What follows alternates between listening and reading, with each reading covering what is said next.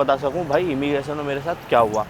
Life में पहली बार भाई डिटेन करा है मुझे। मैं आपको सारा प्रोसेस बताऊंगा ना। आप तो भाई स्वागत है आपका एक नए दिन में, एक नई वीडियो में।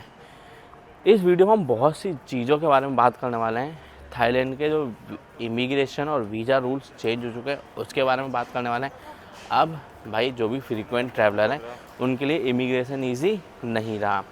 मैं अभी हूँ बैंकॉक में और मैं रुका हूँ खाउसन रोड के बिल्कुल पास में मेरा हॉस्टल है। जिस हॉस्टल में रुका हूँ मैं सिर्फ 300 रुपीज़ पर डे। कन्फ्यूज मत हो ना भाई, मैं 300 रुपीज़ बोल रहा हूँ, 300 बात नहीं कह रहा। हॉस्टल मैं जेन्युइनली सजेस्ट करूँगा, हॉस्टल सीरियसली बहुत अच्छा है। 300 रुपये में आपको क्या चाहिए भाई। 300 रुपये आप सोच रहे हो कितना सस्ता। भाई इंडिया में भी आपको इतने सस्ते हॉस्टल नहीं मिलते 300 रुपये में। भाई मेरे ना हॉस्टल से खाउसन रोड पड़ता है अराउंड 450-500 मीटर। तो पहले एक बार खाउसन रोड चलते हैं। मतलब मैं पहुंचने वाला हूँ वैसे खाउसन रोड, और खाउसन रोड से फिर मैं पीऊँगा कॉफ़ी, और कॉफ़ी लेके कोई ना एक जगह देख लेता हूँ जहाँ पे बैठ के हम बात कर सकें और मैं आपको बता सकूँ भाई इमिग्रेशन में मेरे साथ क्या हुआ। लाइफ में पहली बार भाई डिटेन करा है मुझे। मैं आपको सारा प्रोसेस बताऊँगा ना। आप भी डिटेन हो रहे हो तो भाई घबराना मत। अगर कहीं भी आप डिटेन हो जाते हो एयरपोर्ट पर तो कैसे आप निकलोगे, उस सारी चीज़ों के बारे में बात करते हैं। सबसे पहले ले लेते हैं कॉफ़ी चल के। अब भाई ये देखो, ये दिन का माहौल है खाउसन रोड का। भाई है ना कितना शांत माहौल। बट यही आप नाइट में देखो भाई खाउसन रोड एक अलग ही नज़ारा दिखेगा। खैर नाइट की वीडियो में आपको अलग दिखाऊंगा। अभी सस्ती कॉफ़ी कैसे पिए चलो मैं आपको वो बताता हूँ। सामने है मेरे 7-Eleven, और 7-Eleven में कैसे आपको सस्ती कॉफ़ी मिलेगी चलो मैं दिखाता हूँ। तो भाई अब मैं ना आपसे बहुत ढंग से सारी चीज़ों के बारे में बात कर रहा था। कॉफ़ी मैंने ले ली। कॉफ़ी 10 बात की नहीं मिली, कॉफ़ी 15 बात की मिली है, तो थोड़ी महंगी हो गई है, अराउंड 40 रुपये के आसपास।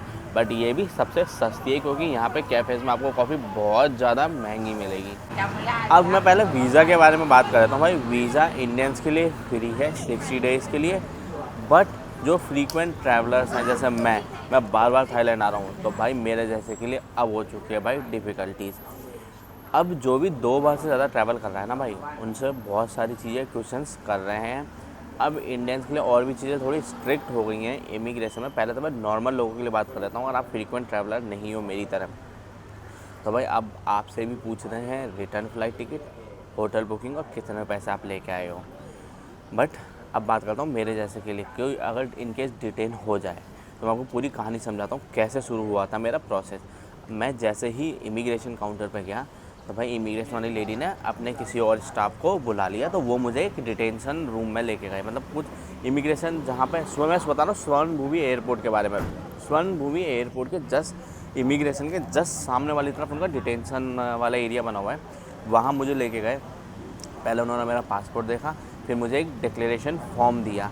मैंने वो फॉर्म भरा। उस फॉर्म में क्या क्या था मैं आपको बताता हूँ। मेरा नाम, मेरा नंबर, मेरा घर का एड्रेस, मेरा पासपोर्ट नंबर, मैं कहाँ रुका हुआ हूँ, कहाँ मैं रुकने वाला हूँ बैंकॉक में, वो जैसे अराइवल कार्ड में भरता हूँ ना वो, मेरी रिटर्न टिकट, कितने रुपए मैं लेके आऊँ। इनफैक्ट देखने वहाँ पर मांगा है, लिखा है। तो मेरे पास जितने डॉलर कैश थे, कितने मेरे पास अकाउंट में थे, वो सारी चीज़ मैंने उसमें भर दिया। भरने के बाद मैं बैठ गया। उस दिन में ही मेरे बगल में एक भाई बंदा बैठा था इंडियन। उससे तो वो तो घबरा गया भाई, घबरा रहा था। उससे क्वेश्चंस कर रहे थे वो। उससे पूछा कि भाई आप 1 साल यहाँ पे रहे, वो कोई स्टूडेंट होगा, क्या कर रहे थे, बट आपको थाई नहीं आती। 1 साल यहाँ रहने के बाद भी आपने, वो थाई बोल ही नहीं पा रहा था बंदा। बंदे ने अपनी बुकिंग नहीं दिखाई, क्या हुआ क्या नहीं हुआ। फिर उस ऑफिसर ने भी किसी और को बुला लिया और उसके पास छोड़ दिया उसको। अब मुझे नहीं पता उसके साथ क्या हुआ, उसको डिपोर्ट करा है नहीं करा, क्योंकि वो बंदा किसी बात का जवाब नहीं दे पा रहा था। ना उस पर बुकिंग थी ना रिटर्न फ्लाइट थी, तो हो सकता है उसको डिटेन भी कर दें, हो सकता है उसको डिपोर्ट भी कर दें। बट फिर आया मेरा नंबर, मुझसे आता है, पूछता है मेरा, वो सारी क्वेश्चन मेरे से वेरीफाई कर रहा है। योर नेम मैंने बता दिया, डेट ऑफ बर्थ बता दिया, पासपोर्ट नंबर, ये मैं कितने दिन के लिए आऊँ मैंने बता दिया, मेरी रिटर्न टिकट दिखा दी, होटल बुकिंग देखी। भाई उसने पूरे दिन की, वो तो शो कर रहा है, मैंने रिफंडेबल वाली बुकिंग्स करा रखी थी एक पर्टिकुलर टाइम तक, और मैंने जो अपनी फ़्लाइट कर रखी थी मैंने रिफंडेबल वाली कर लेता हूँ। एक 600-700 रुपये कुछ करते हैं, पूरी रिफ़ंड फ़्लाइट के आ जाता है, तो मैंने रिफंडेबल कर ली थी। क्योंकि मैं इस चीज़ के लिए अवेयर था कि इस बार इमिग्रेशन ईजी होने वाला नहीं है, क्योंकि मैं 2 महीने पहले ही 1 महीने ऑलमोस्ट रुक के गया हूँ यहाँ पे।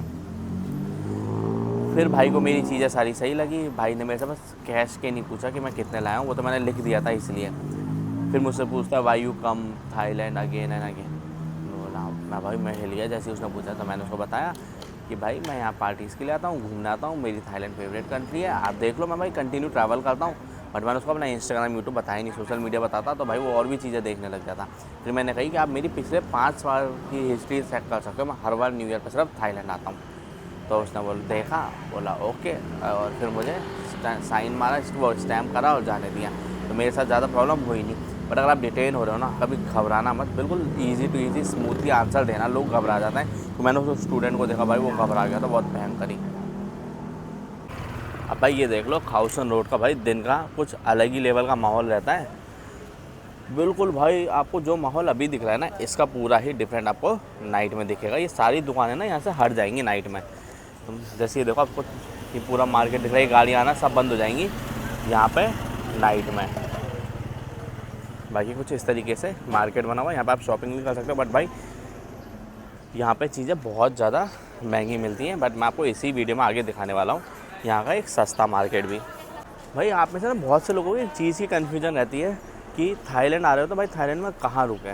तो मैं आपको बताता हूँ, ये देख लो आप, ये है खाउ सन रोड। इस एरिया को बोलते हैं खाउ सन रोड, जो कि यहाँ का सबसे पॉपुलर एरिया है। ये एक सिटी सेंटर में काउंट होता है। ये एरिया ही यहाँ का सबसे मेन है, जहाँ आप आज स्टे कर सकते हो आप लोग, और यहीं पे आपको सारे टूरिस्ट मिलेंगे। बट ये मोस्टली ऑफ लोग जो रुकते हैं अपने इंडियंस, मैंने वो देखा है सुखमवीत वाले एरिया में रुकते हैं। भाई वो पूरा कचरा एरिया है। अगर आपको थाईलैंड की एक्चुअल लाइफस्टाइल देखनी है बैंकॉक की, तो भाई आप यहाँ रुक सकते हो। और नाइट में यहाँ पे भाई पार्टी होती है, वो एंजॉय कर सकते हो। अभी मैं आपको एक इंडियन रेस्टोरेंट भी दिखा देता हूँ, इंडियन फूड। तो भाई मैं इस पर खाने वाला हूँ अभी जाके छोले भटूरे, क्योंकि उसके बाद आज और कल का टाइम है जो मैं ढंगा कुछ इंडियन फूड खा सकता हूँ। फिर मैं यहाँ से जाऊँगा कोफांगन। वो आप आगे आगे सीरीज़ देखते रहोगे। तो चलो पहले इंडियन रेस्टोरेंट पे चलते हैं, यहाँ से कुछ खा लेते हैं। तो भाई मैंने छोले भटूरे तो खा लिया। छोले भटूरे की अगर मैं आपको टेस्ट ही बताऊँ तो भाई मुझे मज़ा नहीं आया। 150 थाई बात का था, जो इंडियन करेंसी के हिसाब से अराउंड 350 रुपये हो गए। मैंने लास्ट टाइम जब उस पर खाया था जेन्युइनली बहुत अच्छा था, बट इस बार बहुत ही बकवास मिला। तो आप ब्रेकफास्ट तो स्किप कर सकते हो वहाँ पे भाई, कहीं और खा लेना। हाँ उसका वैसे रोटी सब्जी कुछ लो तो वो तो भाई अच्छा मिलता है, क्योंकि मैं खा चुका हूँ वहाँ पे।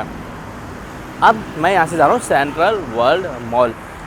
आप कैसे जा सकते हो? आप कैब से भी जा सकते हो, आप बोल्ट से भी जा सकते हो, और आप मेरी तरह बस से भी जा सकते हो। थोड़ा मैं रेट का आइडिया बता देता हूँ। मैंने सेंट्रल वर्ल्ड मॉल जब बोल्ट पे कैब दे से देखी तब आ रहा था 120 थाई बात। बोल्ट बाइक पे देखी वो आ रहा था 70 कुछ थाई बात। बट अब मैं जाऊँगा बस से सिर्फ 20 थाई बात में। तो ये देख लो, ऐसे बस स्टैंड बने हुए हैं, यहाँ से मैं बस से जाऊँगा। 5.5 किलोमीटर है। सेंट्रल वर्ल्ड मॉल क्यों जा रहा हूँ वो मैं आपको वहाँ पहुँच के बताता हूँ। तो भाई ये देख लो, ये है सेंट्रल वर्ल्ड मॉल। भाई ये बहुत ही बड़ा मॉल है। इस मॉल में मैं आया हूँ DJI का माइक लेने। मेरा ये वाला माइक भाई कुछ ग्लिच कर रहा है, इसलिए अब DJI का माइक लूँगा। पहले एक माइक ले लेता हूँ बढ़िया, जो अच्छा खासा चले।